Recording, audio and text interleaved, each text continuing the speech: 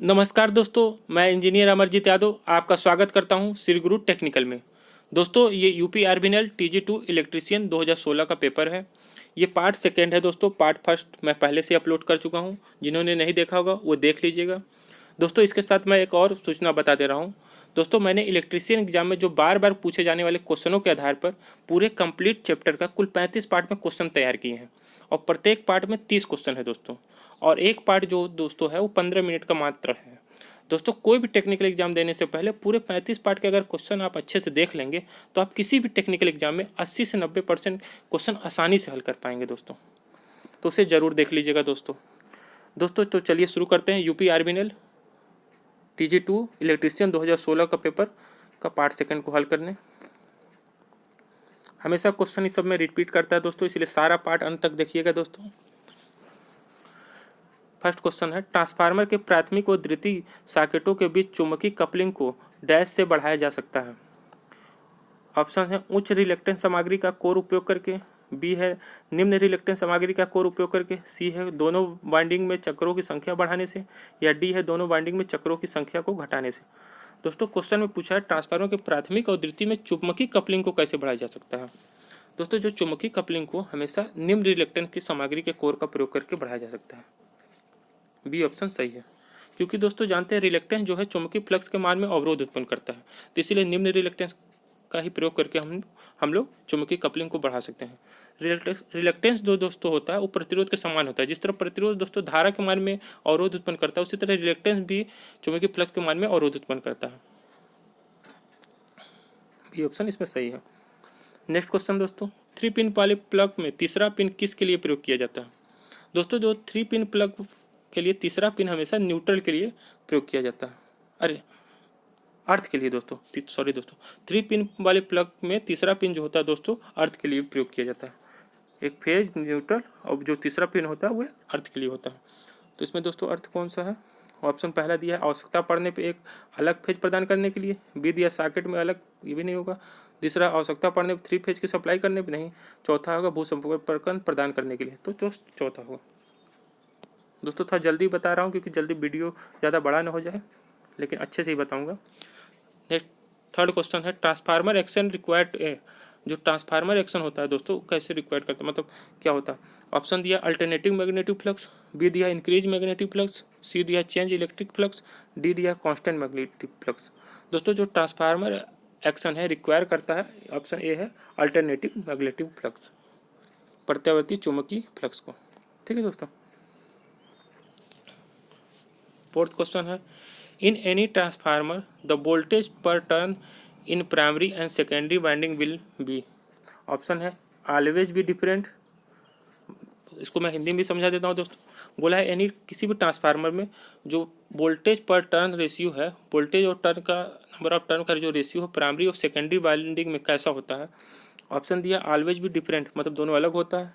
B दूसरा दिया है B higher on the high voltage side, मतलब हाई वोल्टेज साइड हाइयर रहता है, अधिक होता है। सी दिया है depend on the turn ratio of transformer, transformer के टर्न रेशियो के पे डिपेंड करता है। डी दिया सेम हैव सेम वैल्यू, मतलब दोनों साइड सेम रहता है। तो दोस्तों, जो टर्न वोल्टेज टर्न पर टर्न जो होता है प्राइमरी और सेकेंडरी वाइंडिंग में, वो दोनों साइड सेम होता है। दोस्तों, आप जानते ही होंगे, सूत्र आपको पता ही होगा, E2 बराबर E1, N2 बराबर N1 बराबर I1 बटे I2 बराबर K। तो दोस्तों, हमको वोल्टेज पर टर्न चाहिए, तो दोस्तों E2 बराबर E1 बराबर N2 N1 कर देंगे। तो इसको हम E2 बाई N2 बराबर E1 बाई N1 लिख सकते हैं। तो जो वोल्टेज पर टर्न होता है दोस्तों वो दोनों साइड सेम होता है, प्राइमरी और सेकेंडरी दोनों वाइंडिंग में same voltage per turn same have same value. और दोस्तों केवल वोल्टेज बोले तो वो सेम नहीं होगा। जो वोल्टेज होता है दोस्तों, केवल वोल्टेज अगर पूछता है क्वेश्चन में तो वो सेम नहीं होता, क्योंकि E2 बराबर E1, E2 बराबर KE1 होता है दोस्तों। और टर्न पूछे तो हमेशा सेम होता है, लेकिन वोल्टेज केवल पूछ ले दोस्तों, वोल्टेज पर टर्न पूछे तो हमेशा सेम होगा दोस्तों, और वोल्टेज पूछे तो वो कभी भी बराबर नहीं होगा। तो इसमें वोल्टेज पर टर्न बोला है, वोल्टेज पर टर्न बोला है प्राइमरी और सेकेंडरी में, तो ये हैव सम होगा ऑलवेज, बी ऑप्शन। और कभी कभी वोल्टेज पूछ लेगा दोस्तों। कभी पीसीएल में पूछा था कि दोनों प्राइमरी और सेकेंडरी में वोल्टेज क्या होते हैं, तो वो बोलिए कभी भी बराबर नहीं होते, क्योंकि ट्रांसफार्मर हमेशा वोल्टेज को घटाता बढ़ाता है, स्टेप अप स्टेप डाउन करता है, तो वोल्टेज तो सेम होता नहीं है। चलिए नेक्स्ट क्वेश्चन दोस्तों, एक आरएलसी श्रेणी परिपथ में प्रेरक प्रतिघात 10 ओम और कैपेसिटिव प्रतिघात 15 ओम है। परिपथ में कुल प्रतिरोध डैश होगा, 18 ओम, 25 ओम, 1.5 ओम या 5 ओम। इसको हल करा देता हूँ दोस्तों। जो प्रेरक प्रतिघात है एक्सल है 10 ओम दिया है दोस्तों, एक्सी दिया है 15 ओम दोस्तों। तो हमको कुल प्रतिरोध पूछा है दोस्तों। कुल प्रतिरोध हमको जेड बराबर हम कर सकते हैं रूट के अंदर एक्सल माइनस एक्सी का होल स्क्वायर कर देंगे दोस्तों। दोस्तों जब एक्सल माइनस एक्सी करेंगे तो 10 माइनस 15 करेंगे तो -5 का होल स्क्वायर हो जाएगा, रूट में होगा दोस्तों सब। तो जेड बराबर रूट में इसको स्क्वायर हटाएंगे तो दोस्तों 25 हो जाएगा रूट में। तो जेड बराबर 5 ओम, कितना होगा 5 ओम। तो इसका कौन सा आंसर है सही दोस्तों, डी ऑप्शन। चलिए next question, the voltage grading means that the wire can safely withstand the voltage without damage at। दोस्तों जो वोल्टेज ग्रेडिंग मीन्स है तो वायर सेफली, कोई वायर जो है सेफली जो वोल्टेज जो है बिना डैमेज हुए सह सकता है। कितना सह सकता है, हाफ द वोल्टेज, जो सब वोल्टेज है उसका आधा कि √3 टाइम ऑफ वोल्टेज, कि वोल्टेज के √3 गुना, कि गिवन द वोल्टेज मतलब जितना वोल्टेज दिया उतना, या ट्वाइस द वोल्टेज। दोस्तों जो गिवन द वोल्टेज होता है उतना सेफली वोल्टेज बिना डैमेज हुए सह सकता है। मतलब जितना वोल्टेज की किसी वायर की कैपेसिटी होती है, जितना वोल्टेज की उतना ही सह सकता है। ठीक है दोस्तों। Next question, AC series motor को, यहाँ बिना नो लोड पे होगा दोस्तों, ये थोड़ा सा क्वेश्चन में मिस्टेक है। ये जो होगा सोना लोड लोड की जगह यह नो लोड होगा, no load. AC series motor में नो लोड पर स्टार्ट नहीं किया जाना चाहिए। ऑप्शन दिया आर्मेचर करंट नगण्य होगा, बिना क्वेश्चन में पूछा है दोस्तों। एसी जो सीरीज मोटर है नो लोड पर स्टार्ट नहीं करना चाहिए, क्योंकि आर्मेचर करंट नगण्य होता है, कि शून्य लोड पर कोई टार्क पैदा नहीं होता, कि गति खतरनाक रूप से उच्च हो जाती है, कि आर्मेचर करंट उच्च हो जाती है। दोस्तों जो एसी सीरीज मोटर है उसको कभी नो लोड पर स्टार्ट नहीं करना चाहिए, क्योंकि नो लोड पर उसका गति जो होती है बहुत उच्च हो जाती है और खतरनाक रूप ले लेती है। सी ऑप्शन सही है। नेक्स्ट क्वेश्चन, 1 एम्पीयर विद्युत धारा को किसके प्रभाव के रूप में परिभाषित किया जाता है। 1 वोल्ट प्रति सेकेंड, 1 वाट प्रति सेकेंड, 1 कूलाम प्रति सेकेंड, 1 कूलाम प्रति वाट। दोस्तों जो 1 एम्पीयर विद्युत धारा है वो 1 कूलाम प्रति सेकेंड से होता है। सी ऑप्शन सही है। दोस्तों आप जानते हैं कि I बराबर Q/T होता है,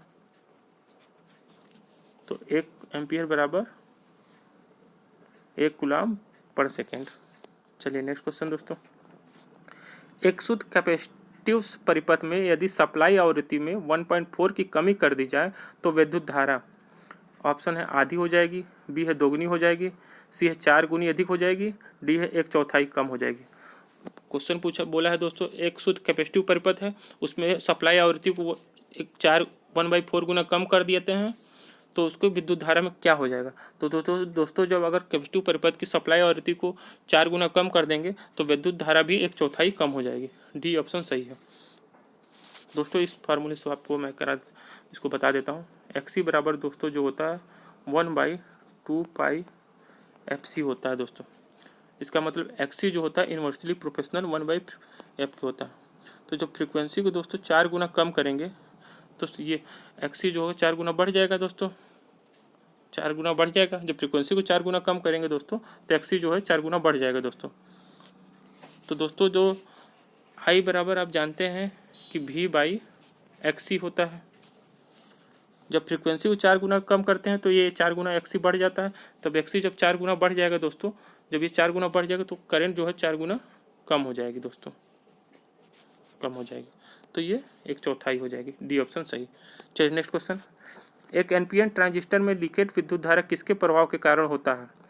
ऑप्शन है संघनता से उत्सर्जकता की ओर मान्योरिटी के कारण, बी है आधार से उत्सर्जक की ओर छिद्र के कारण, सी है संघनता से आधार की ओर छिद्र के कारण, डी है संघनता से आधार की ओर इलेक्ट्रॉन के कारण।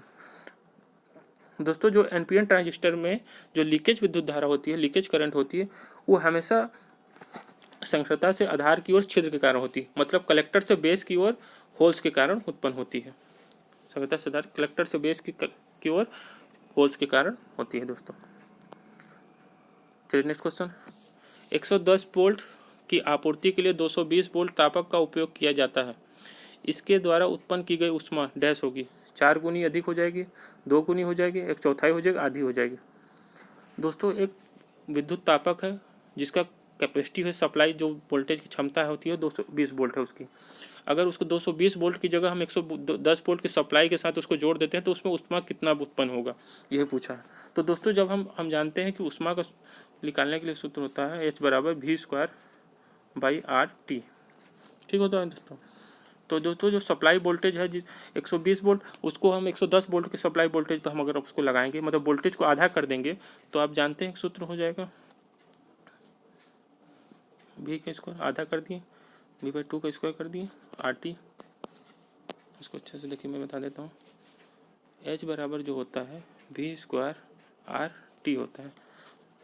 220 वोल्ट के लिए उसे बनाया गया है, उसको हम 110 वोल्ट की मतलब आधे सप्लाई पर अगर हम प्रयोग करें तो क्या होगा, तब कितना ऊष्मा उत्पन्न होगी, ये क्वेश्चन में पूछा गया। तो हम जब उसको सप्लाई वोल्टेज को आधा कर देते हैं V/2 का स्क्वायर बटे RT, तो ये हो जाएगा V²/4RT, मतलब जो है 4 गुना कम हो जाएगी। जब सप्लाई वोल्टेज को हम आधा, जितना कैपेसिटी उससे आधा सप्लाई वोल्टेज पे हम उसको प्रयोग कर रहे हैं, तो उसको जो हीट जो होती है 4 गुना कम हो जाती है, तो 1/4 हो जाएगी। इस क्वेश्चन को दोस्तों आप अच्छे से समझ लीजिएगा। बोला है कि 110 वोल्ट की आपूर्ति के लिए 220 वोल्ट के तापक का उपयोग किया जाता है, ठीक है। मतलब जो तापक है वो 220 वोल्ट उसकी क्षमता है, लेकिन उसको हम 110 वोल्ट की आपूर्ति के लिए प्रयोग कर रहे हैं, तो इसके द्वारा जो उत्पन्न ऊष्मा होगी उसमें क्या कितनी कमी आएगी या वृद्धि आएगी, क्या आएगी। तो दोस्तों हम इसमें जितना कैपेसिटी उससे कम का जब अगर प्रयोग करेंगे, आधा कम करेंगे, तो उससे ऊष्मा जो है उसके दोगुना के मतलब आधा के स्क्वायर के गुना कम हो जाएगी, मतलब 1/4, 1/4 हो जाएगी दोस्तों। चलिए नेक्स्ट क्वेश्चन। एक डीसी जनरेटर डैश में बदलता है। डीसी जनरेटर जानते हैं दोस्तों, यांत्रिक ऊर्जा को विद्युत ऊर्जा में बदलता है। बी ऑप्शन सही है। चलिए नेक्स्ट क्वेश्चन दोस्तों।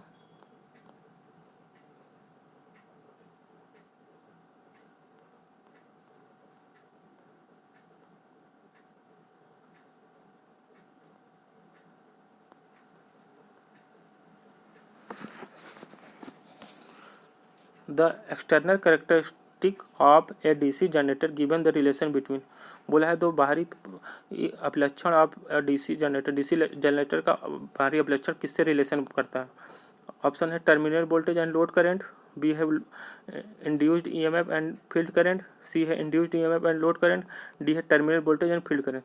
दोस्तों जो एक्सटर्नल कैरेक्टरिस्टिक है आप डीसी जनरेटर का, वो टर्मिनल वोल्टेज और लोड करंट पे के बीच बनता है दोस्तों।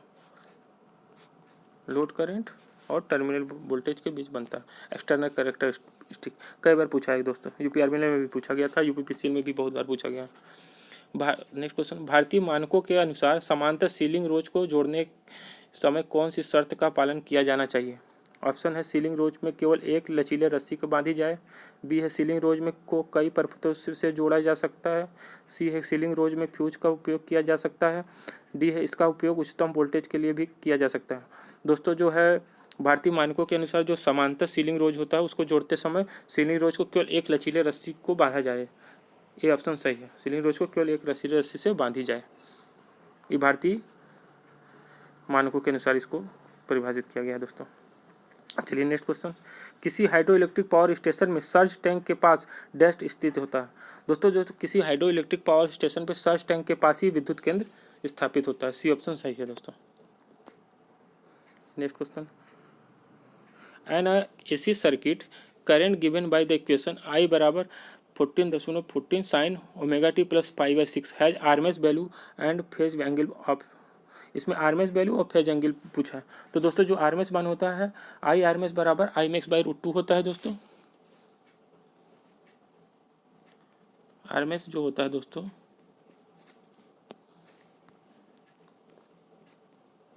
आरएमएस जो होता है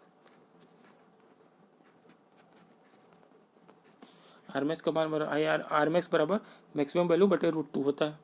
तो आप जानते हैं कि मैक्सिमम वैल्यू इसमें दिया ही है दोस्तों, क्योंकि आई बराबर I max sine omega T होता है, तो आई मैक्स यही है दोस्तों, ये आई मैक्स है 14.2। तो इसको हम आर मैक्स निकालने के लिए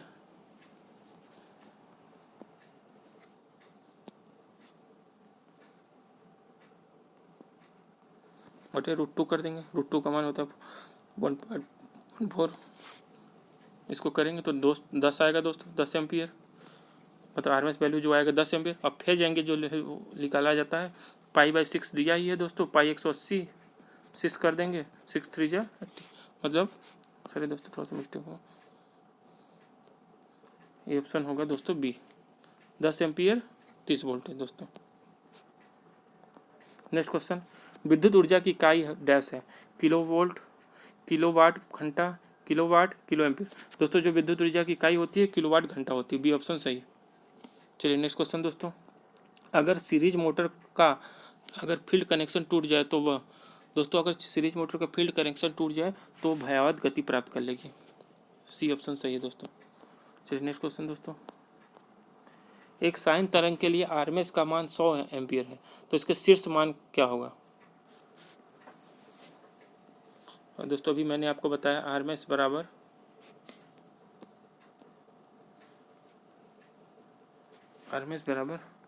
मैक्सिमम वैल्यू बटे √2 होता है दोस्तों। तो दोस्तों मैक्सिमम को अगर हमको निकालना होगा तो √2 इसमें कर देंगे, तो मैक्स बराबर जो होता है आरएमएस गुणे √2 होगा दोस्तों, ठीक। तो आरएमएस का मान हमको 100 एम्पियर दिया ही है दोस्तों, 100 एम्पियर रख देंगे। √2 का मान हमको पता ही 1.141 होता है दोस्तों, जब इसको इंटू करेंगे तो ये आ जाएगा 141 एम्पियर, 141 एम्पियर आ जाएगा, मतलब बी ऑप्शन हो जाएगा दोस्तों।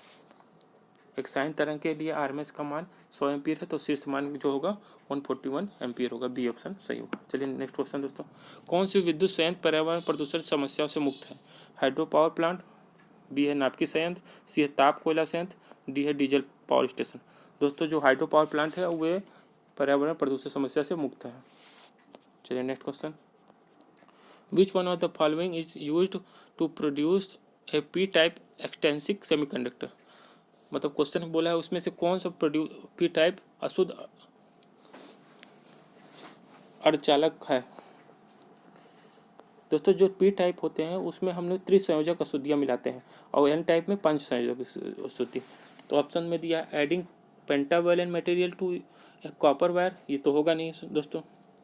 Adding 3 valent material in silver atom, adding pentavalent to a pure germanium crystal, या adding 3 valent material to pure germanium crystal.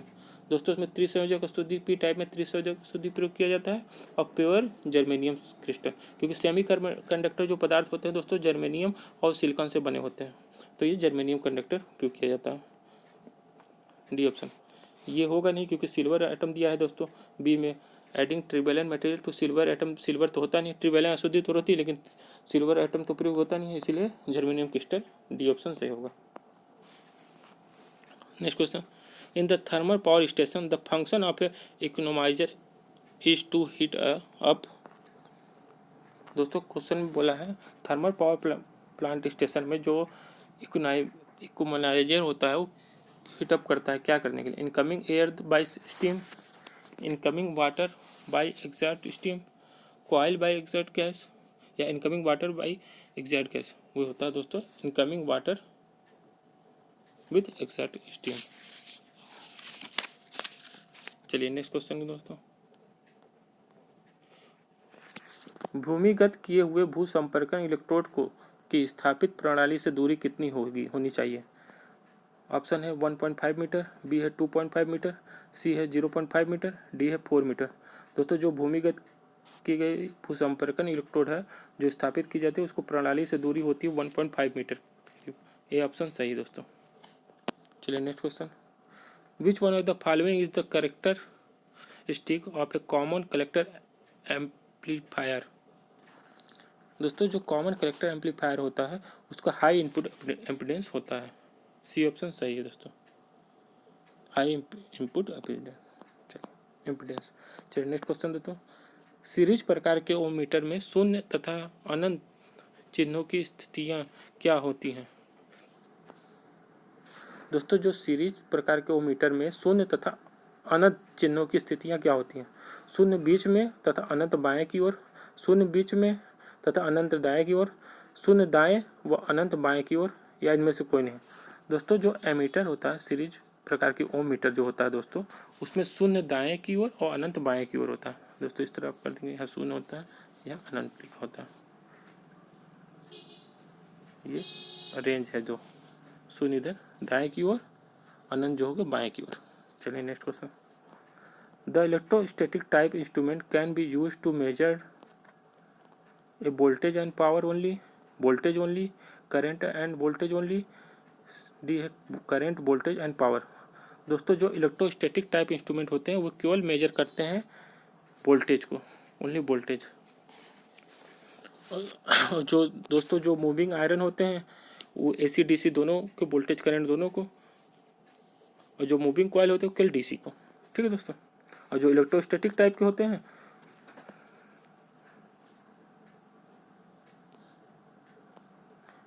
जो इलेक्ट्रोस्टैटिक टाइप होते हैं वो केवल वोल्टेज को दोस्तों। चलिए नेक्स्ट क्वेश्चन दोस्तों। The reason for using high voltage for transmission of electric power, मतलब क्या रीज़न है कि हाई वोल्टेज ट्रांसमिशन किया जाता है इलेक्ट्रिक पावर को? Reduce in the time of transmission, समय को रिड्यूस करने के लिए, कम करने के लिए। Increase in system reliability, system की रिलायबिलिटी को घटाने के लिए। Reduce the transmission, reduction in the transmission losses, या इंक्रीज द पावर फैक्टर। दोस्तों जो रीज़न होता है यूजिंग करने के लिए हाई वोल्टेज जो हम लोग ट्रांसमिट करने का रीज़न जो होता है वो होता है reduction in transmission losses. Transmission losses को कम करने के लिए हम हाई वोल्टेज ट्रांसमिशन करते हैं। सी ऑप्शन सही है दोस्तों। Next question. A miniature circuit breaker provided protection again, मतलब जो एमसीबी होता है वो किस प्रोटेक्शन के लिए प्रोवाइड किए जाते हैं, किस प्रोटेक्शन के लिए हम लोग लगाते हैं? ऑप्शन है short circuit and fire, B है ओवरलोड एंड फायर, डी है ओवरलोड एंड शॉर्ट सर्किट, या डी है ओवर वोल्टेज एंड फायर। दोस्तों जो हम एमसीबी लगाते हैं वो इसलिए लगाते हैं ओवरलोड एंड शॉर्ट सर्किट से सुरक्षा के लिए। सी ऑप्शन सही है। चलिए next question. The shaft torque of a DC motor is less than its armature torque because of become of. Option है A iron loss, B rotational loss, C copper loss, D eddy current loss. दोस्तों जो DC motor के जो torque पे जो shaft होती है वो कम होती है आर्मेचर टॉर्क से, क्योंकि इसलिए कम होती है दोस्तों जो आर्मेचर टॉर्क मिलता है उसके बाद जो शाफ्ट पे टॉर्क कम इसलिए होती है क्योंकि उसमें फ्रिक्शन लॉस और आयरन लॉस के कारण शाफ्ट टॉर्क कम होती है आर्मेचर टॉर्क से। तो उस फ्रिक्शन लॉस को दोस्तों हम रोटेशनल लॉसेस भी कह सकते हैं। किसके कारण कम होती है दोस्तों? फ्रिक्शन लॉस और आयरन लॉस का। तो दोनों लॉसेस को मिला के होता है, उसी को हम लोग रोटेशनल लॉसेस कहते हैं। चलिए नेक्स्ट क्वेश्चन। 1 मिलीवाट शक्ति किसके बराबर होता है? 1/10 वाट के, 1/1000 वाट के, 1 मिली एम्पियर गुणे 1 वाट वोल्ट के, या 1/100 वाट के। दोस्तों जो 1 मिलीवाट होता है, 1 मिलीवाट बराबर 1 गुणे 10⁻³ वाट। दोस्तों 1 मिलीवाट बराबर होता है 1 गुणे 10⁻³ वाट होता है दोस्तों। तो इसको हम कर सकते हैं 1/10⁻³ वाट। इसको हम इस तरह 1/30 लगा देंगे, मतलब ये बी ऑप्शन सही। चलिए नेक्स्ट क्वेश्चन दोस्तों। एक आरएस श्रेणी परिपथ में प्रतिरोध और प्रतिघात में से प्रत्येक 4 ओम है, तो इस परिपथ में विद्युत धारा कितना होगा? वोल्टेज से 45 डिग्री अधिक, वोल्टेज से 60 डिग्री अधिक, वोल्टेज से 45 डिग्री कम, या वोल्टेज से 60 डिग्री कम।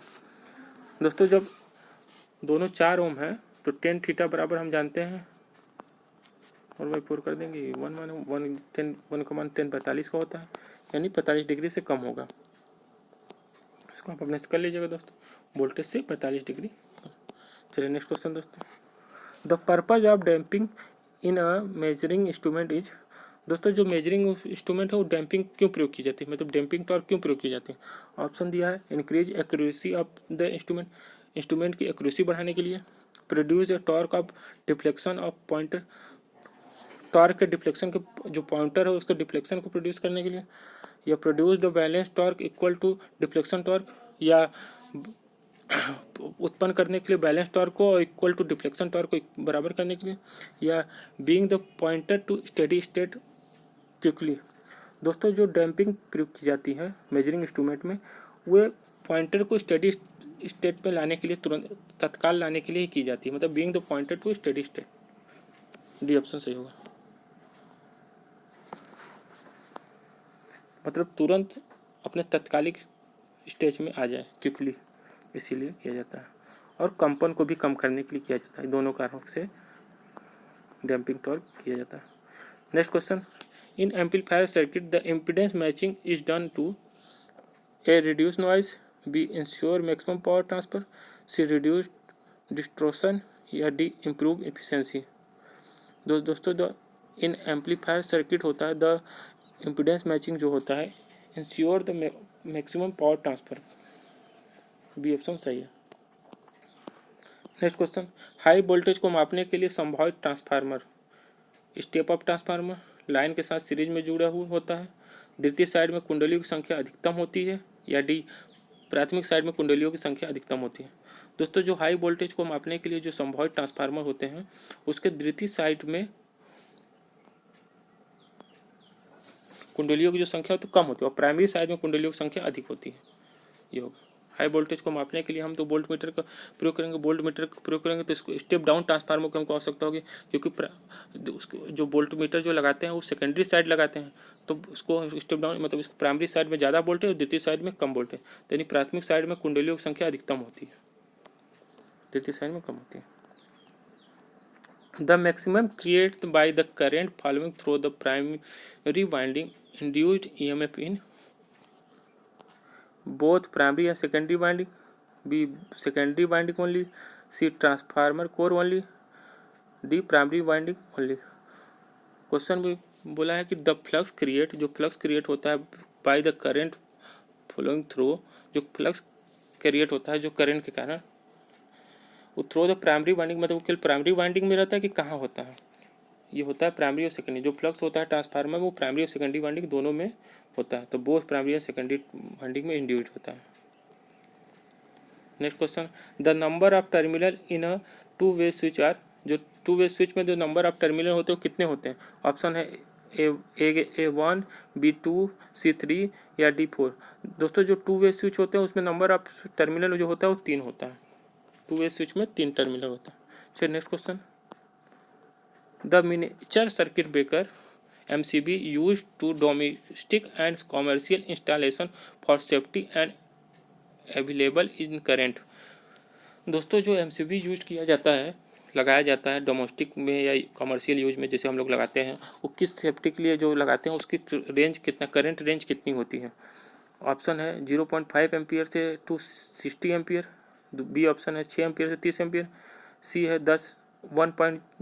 1 एम्पियर से 100 एम्पियर, डी है 2 एम्पियर से 15 एम्पियर।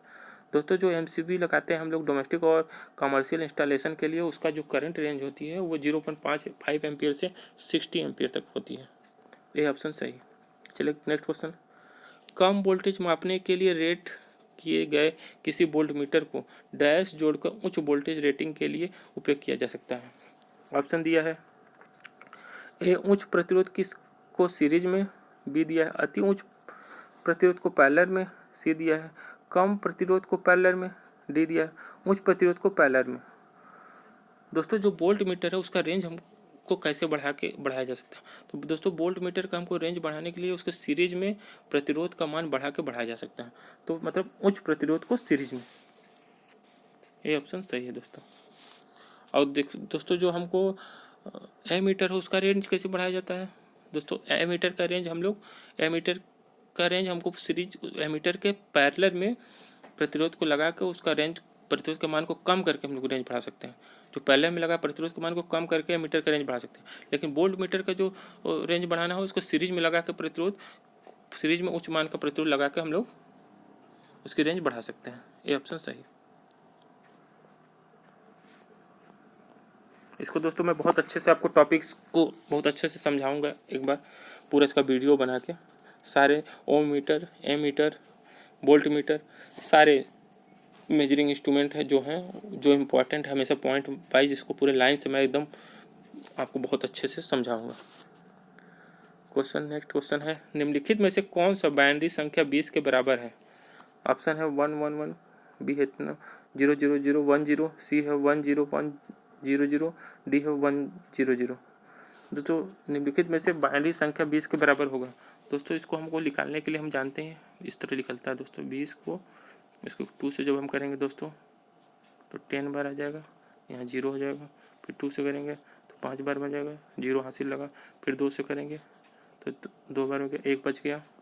फिर 2 से करेंगे तो आएगा 0। तो दोस्तों इस क्रम में हम उसको बढ़ाएंगे तो आ जाएगा 10100। तो सी ऑप्शन इसका सही है दोस्तों। ठीक है।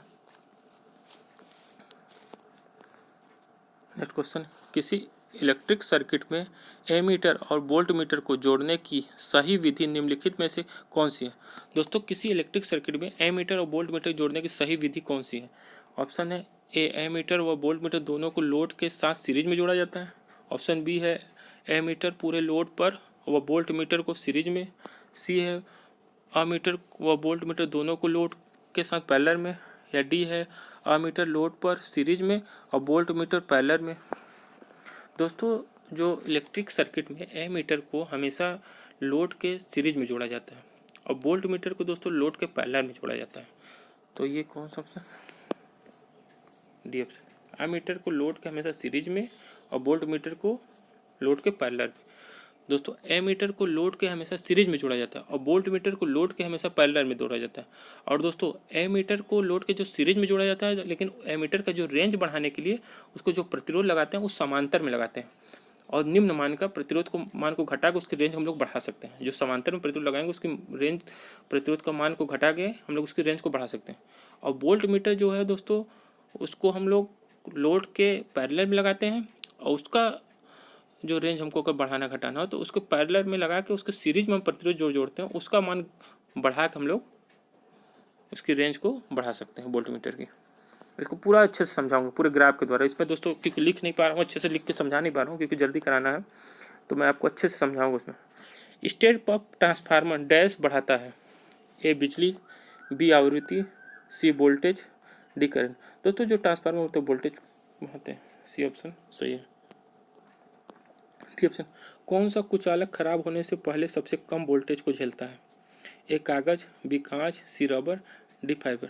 दोस्तों जो कागज है उससे खराब होने से पहले सबसे कम वोल्टेज झेलता है। चलिए नेक्स्ट क्वेश्चन, एक प्रत्यावर्ती तरंग में एक पूर्ण चक्रण में विद्युत डिग्री क्या है?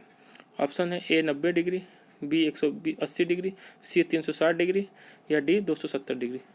दोस्तों जो एक प्रत्यावर्ती तरंग के एक पूर्ण चक्र में विद्युत डिग्री जो होती है वो पूरा 360 डिग्री होती है। नेक्स्ट क्वेश्चन, यह एक जयवक्रीय तरंग के लिए फॉर्म कारक मतलब साइन वेव के लिए फॉर्म फैक्टर का मान कितना होता है? फॉर्म फैक्टर जानते हैं दोस्तों 1.11 होता है। फॉर्म फैक्टर भी आरएमएस वैल्यू बटा कितना होता है दोस्तों बताइए? फॉर्म फैक्टर बटा आरएमएस वैल्यू बटा एवरेज वैल्यू, ये होता है 1.1। चलिए next question, an electric motor utilised which effect of a current for its operation? जो इलेक्ट्रिक मोटर है यूटिलाइज करता है the effect of the current for its operation. Heating effect, mechanical effect, electrostatic effect या magnetic effect. दोस्तों जो electric motor होता है वो हमेशा मैग्नेटिक इफेक्ट पे कार्य करता है। Next question, which one of the following insulator has highest dielectric effect? A porcelain, B mica, C fibre या डी ग्लास। दोस्तों इनमें से कौन सा इंसुलेटर है जो जिसकी हाईएस्ट डाइलेक्ट्रिक इफेक्ट होती है, उसको झेल सकता है? वो होता है माइका। बी ऑप्शन सही है।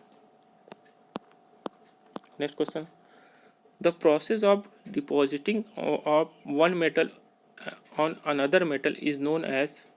ए electrotyping, B electro refining, C electroplating या डी इलेक्ट्रोमेटलरी। दोस्तों the process of depositing one metal on another metal जो होता है वो ऑप्शन होता है C electroplating. Next question, logic gate एक इलेक्ट्रिक सर्किट है जो ऑप्शन है 0 तथा 1 के मानों के बीच बदलता है।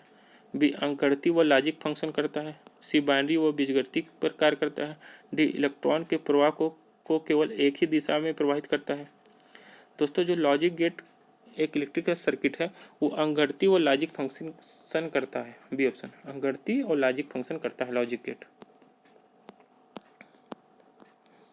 Next question, the power supply required for electrostatic process is. Option है alternating current at very low voltage, direct current at very low voltage, C है alternating current at very high voltage, D है direct current at very high voltage. दोस्तों बोला है दो power supply required for electrolytic process. दोस्तों जो power supply होता है इलेक्ट्रोलाइटिक प्रोसेस मतलब जो इलेक्ट्रोलाइट आप जानते ही हो दोस्तों, जो बैटरी के जो जैसे हम लोग जो H2SO4 जो होता है जो तो उसमें मिलाया जाता है बैटरी के जो इलेक्ट्रोलाइटिक जो होता है उसी को कहा जाता है। वो जानते ही आप दोस्तों बैटरी जो होता है DC पे कार्य करता है और बहुत लो वोल्टेज पे कार्य करता है। इलेक्ट्रोलाइट बैटरी में ही ना यूज होता है दोस्तों, वो DC पे कार्य करता है बहुत लो वोल्टेज। तो ये बी ऑप्शन। दोस्तों क्वेश्चन को पकड़ना बहुत जरूरी है। पेपर में क्वेश्चन को आप अच्छे से समझ जाएंगे तो आप नहीं भी पढ़े रहेंगे फिर भी आप कर देंगे। बस टॉपिक का भी बहुत पहले भी पढ़े रहेंगे लेकिन क्वेश्चन को पकड़िएगा। Direct current and very low voltage. चलिए नेक्स्ट क्वेश्चन दोस्तों, अच्छे भूसंपर्कन के लिए भूमिगत इलेक्ट्रोडों के चारों ओर की जगह को भरने के लिए किस मिश्रण का प्रयोग किया जाता है। बुरादे और रेत का मिश्रण, बी चूने और रेत का मिश्रण, सी कोयले और रेत का मिश्रण, डी कोयले और लवण का मिश्रण। दोस्तों अच्छे भूसंपर्कन के लिए भूमिगत इलेक्ट्रोडों के चारों ओर जो भरने का जो मटेरियल यूज किया जाता है वो होता है कोयला और लवण का मिश्रण।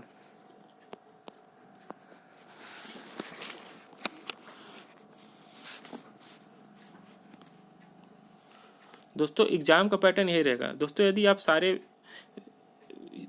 पिछले ईयर के क्वेश्चन आप अच्छे से देख लेंगे तो आपको बहुत बेनिफिट मिलेगा, क्योंकि हमेशा पिछले ईयर का क्वेश्चन हमेशा रिपीट करता है। और इसके साथ साथ दोस्तों अगर मेरा 35 पार्ट का वो वीडियो देख लेते हैं जो मोस्ट इंपॉर्टेंट क्वेश्चनों से भरा हुआ है और पूरे इलेक्ट्रिकल के कंप्लीट चैप्टर का, और प्रत्येक पार्ट में दोस्तों उसमें केवल 30 ही क्वेश्चन है, केवल 15-15 मिनट का दोस्तों है। अब उसको अगर अच्छे से आप देख लेंगे तो उसमें आपको 1200 क्वेश्चन मोस्ट इंपॉर्टेंट तैयार हो जाएंगे। और दोस्तों अगर उसको आप अच्छे से देख लेते हैं, कोई भी टेक्निकल एग्जाम देने से पहले 1-2 दिन समय निकाल के उसको अच्छे से देख लेंगे तो आप 80 से 90% क्वेश्चन एकदम दोस्तों आसानी से कर लेंगे। बहुत सिलेक्टेड क्वेश्चन है, हम लोग बहुत सेलेक्ट करके सभी लोग मिलकर पूरी टीम मिलकर बनाई है दोस्तों। बहुत इंपॉर्टेंट क्वेश्चन है, लेकिन उसको जरूर देखिएगा दोस्तों। और दोस्तों वीडियो अच्छा लगे तो इसको लाइक जरूर कर दीजिएगा, चैनल को सब्सक्राइब कर दीजिएगा दोस्तों, और बेल आइकन को भी दबा दीजिएगा जिससे आपको नोटिफिकेशन मिल जाए कोई नई इन्फॉर्मेशन का। और दोस्तों जो भी ITI बेस पे कोई भी गवर्नमेंट जॉब आती रहेंगी तो मैं आपको तुरंत डिटेल में इन्फॉर्मेशन देता रहूँगा, जिसके लिए ज़रूर इसको सब्सक्राइब कर दीजिएगा दोस्तों, और अपने दोस्तों को ज़रूर शेयर करिएगा दोस्तों। धन्यवाद दोस्तों।